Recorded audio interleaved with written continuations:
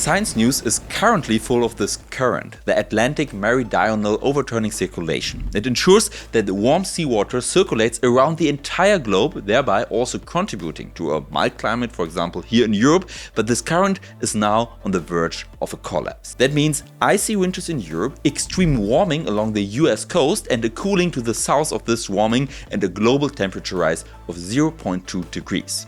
Once a tipping point is reached, the collapse of the current can no longer be stopped. But the good news is, we haven't reached that tipping point yet. And although some things are presented in the media in a very dramatic and definite term, the whole truth is that a great deal of research is still being conducted in this area. And this is why in this video I want to talk about the current state of the research, what new studies have found regarding the overturning circulation and its collapse, and just how reliable these studies really are. So welcome to the German Science Guy. I'm Dr. Jakob Botton, and in Germany we say los geht's. If you look at the globe, you will see that Scandinavia lies at the same latitude as Greenland. But if you compare the average temperatures in Scandinavia with those in Greenland, it quickly becomes clear it's significantly warmer in Scandinavia. The reason for Europe's mild climate is a warm ocean current. More specifically, it is the Atlantic Meridional Overturning circulation, or for short, AMOC. If this current breaks down, the climate will change drastically.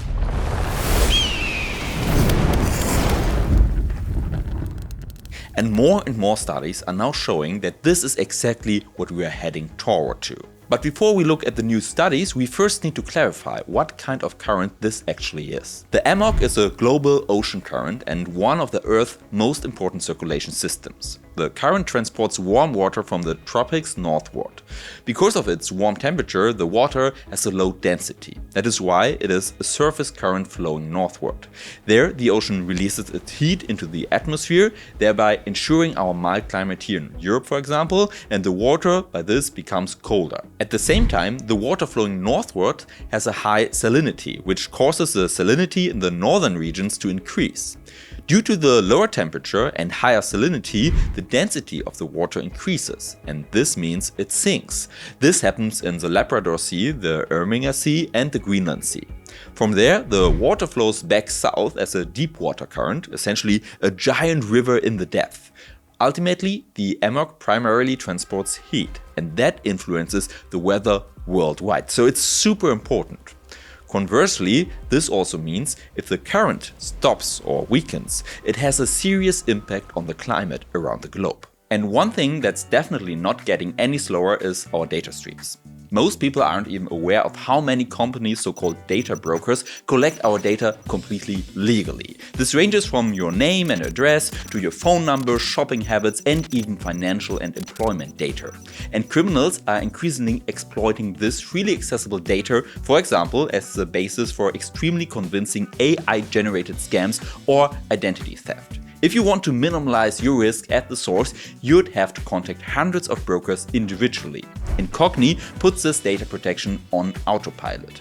Based on data protection laws such as the GDPR, the platform automatically requests data deletions from over 420 broker websites. And with a new exposure scanner, which is available on the unlimited plan, Incogni tracks down where your data is freely available online, so it can be specifically removed and surfaced in one place, where you decide what to remove with the help of Incogni's human removal specialist. And best of all, continuous monitoring prevents your data from simply being relisted after a while. If you want to reduce your risk of fraud and remove your data from the internet, scan the QR code here, check out the video description, or go directly to incogni.com/scienceguy and use the code ScienceGuy to save a whopping 60% on the annual plan.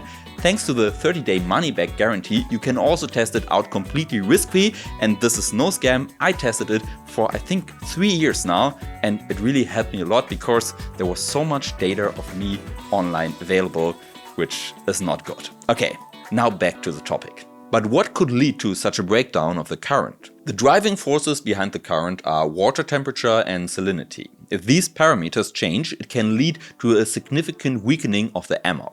Well, one reason for such a change in these parameters is global warming. If the ambient temperature is warmer, the ocean naturally releases less heat into the atmosphere.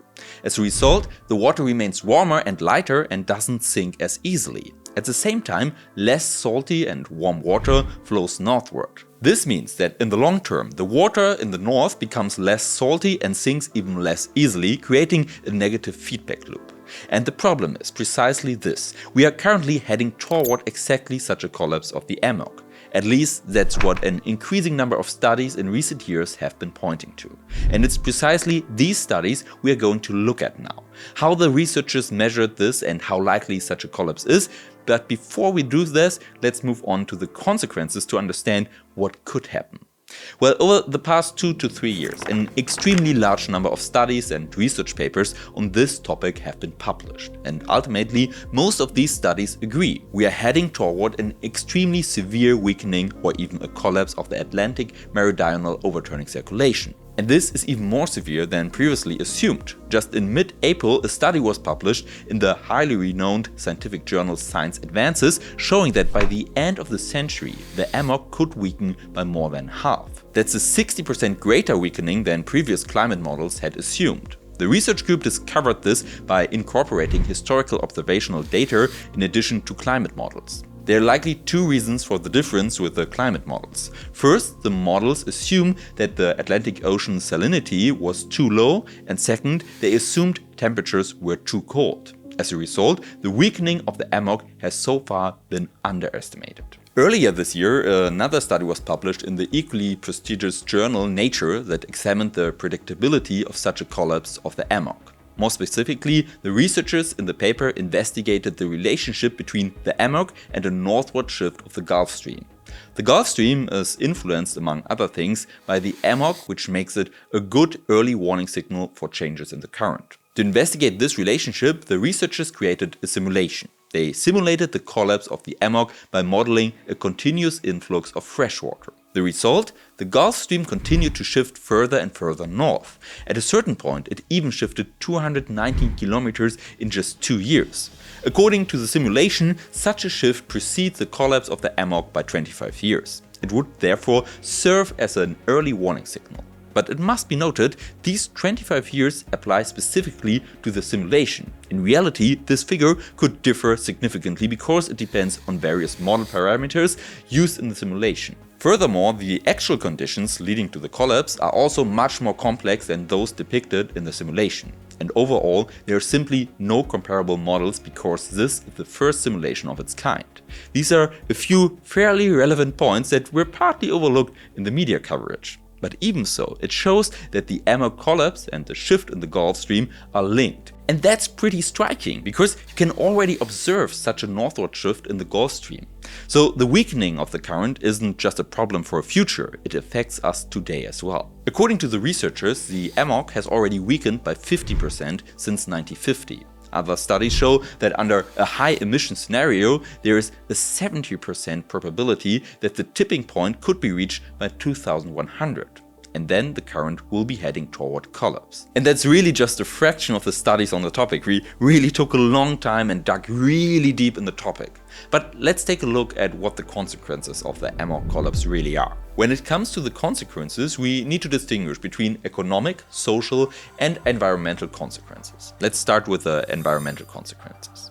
A significantly weakened AMOC would cause temperatures in the North Atlantic to change. According to the Nature study I just mentioned, in such a scenario, the sea surface temperature would rise by 4 to 6.5 degrees Celsius in some areas within 2 years. This is due on the one hand to the northward shift of the Gulf Stream, as warm water is carried further north than before, causing temperatures there to rise, and on the other hand to the drying up of the Labrador Current. This is a current that transports cold water. But the air temperature would also change drastically. A study published this year has shown that a collapse of the AMOC could lead to increased CO2 concentrations. The reason? According to the researchers, in the event of a collapse, large amounts of water would be transported from the depths to the surface. This water contains a lot of CO2, which would then be released. The higher the CO2 concentration already is, the more dramatic the additional rise in CO2 will be, and that in turn leads to additional global warming of up to 0.2 degrees Celsius, in the long term at least. And the bad news is the greenhouse effect would also intensify. At the same time, however, according to the researchers, the effects vary greatly across the globe. The Arctic cools by about 7 degrees, while Antarctica warms by 6 degrees. Overall, the climate would be colder in the north and warmer in the south. According to researchers at the Royal Netherlands Meteorological Institute, an AMOC collapse is also associated with extreme weather events. Temperatures in Scandinavia could therefore drop to minus 50 degrees Celsius at times, and Arctic sea ice could extend as far south as Mainz in the middle of Germany. Of course, climate change involves very long time frames, not just a few years. However, data from the past, specifically from the last 100,000 years, also show that climate change will occur. In the Science Advances study I mentioned earlier, the researchers also stated if the AMOC collapses, it could lead to a shift in the intertropical convergence zone and as a result to the drying up of the Sahel region. This in turn would have severe consequences for agriculture and in the end for our food security. And this brings us to the economic and social consequences. In Europe and the US too, a collapse would have severe consequences for agriculture and food supply, as I just mentioned. Yields could decline by 1/4 to 1/3. But interestingly, there are even studies that assume a weakening of the AMOC would bring economic benefits because there would be less heat-related damages. Which sounds kind of strange, right?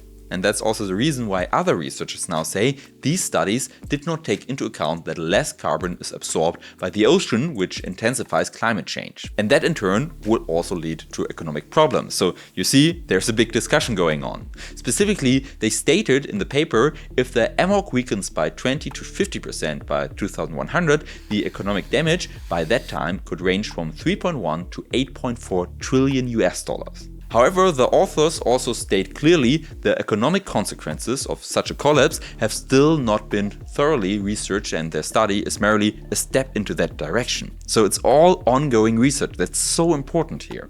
And that is in fact a common thread running through all of these studies. All of these research projects have limitations just like any paper has. That's perfectly normal in research. But of course, that's all the more reason to properly contextualize the studies and clarify the question, what exactly lies ahead and how optimistic can we be about the future?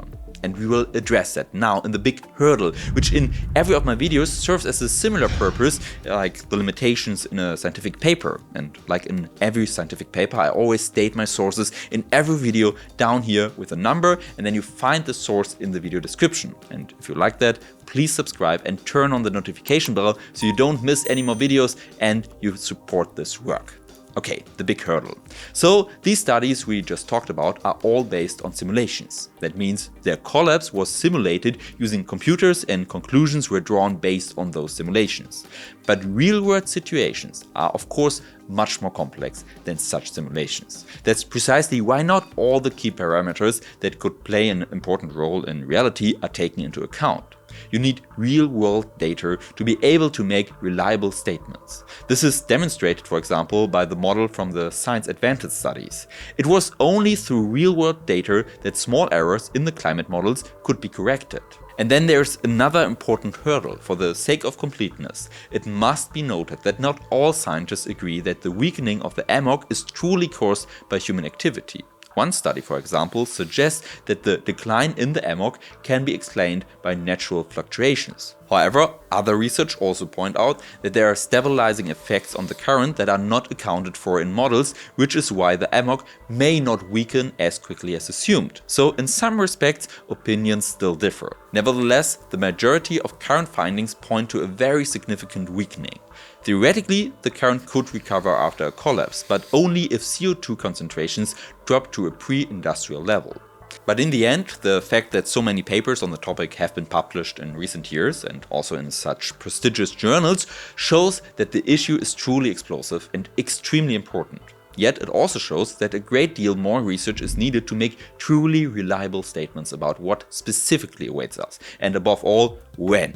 Nevertheless, our future is in our own hands. That's very important to me. We can only prevent a collapse if we manage to limit global warming. If we fail to do so, the studies show just how dramatic the consequences could be. But the world is also full of innovations, and that somehow gives me the feeling that we can pull this off. I mean, I talk about innovation so often on this channel, so I think we still have it in our hands. But what do you think about it? Are you positive about the future or not?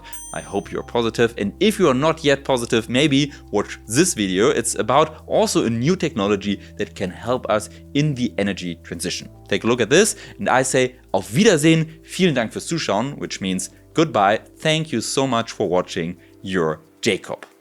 Or Jakob, wie mich die Leute in Deutschland nennen. How they call me in German.